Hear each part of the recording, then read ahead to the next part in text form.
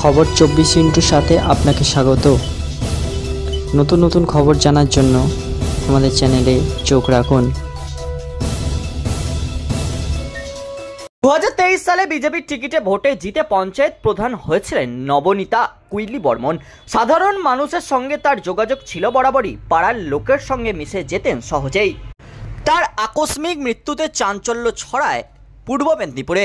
ভগবানপুরে BJP পরিচালিত গ্রাম পঞ্চায়েতের প্রধান ছিলেন তিনি। তার অস্বাভাবিক মৃত্যুর ঘটনায় চাঞ্চল্য ছড়ালো এলাকায়।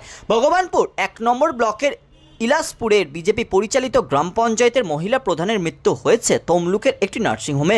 স্থানীয় সূত্রে জানা গিয়েছে, স্বামী ও পরিবারের সঙ্গে তার কিছু সমস্যা তৈরি হয়েছিল। নবনীতার মৃত্যুর কারণ ঘিরে তাই প্রশ্ন তুলছেন বাসিন্দারা।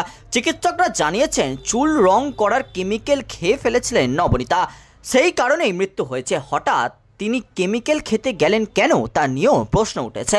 নবনীতা কৈলি বর্মনের বাপের বাড়ি ও শ্বশুর বাড়ি দুটোই ভগবানপুর থানার ইলাসপুর গ্রামের পরিধির মধ্যেই। 2023 সালের পঞ্চায়েত নির্বাচনে জয়ী হওয়ার পর থেকে সামাজিক কাজে হাত লাগিয়েছিলেন তিনি। শ্বশুর বাড়ির চৌকাট পেরিয়ে সমাজ ও দলের কাজে অতিরিক্ত মনোযোগ দেওয়ায় স্বামী ও পরিবারের কাছে সমস্যা তৈরি হচ্ছিল, এমনটাই দাবি প্রতিবেশীদের। ব্যুরো রিপোর্ট, খবর 24/7।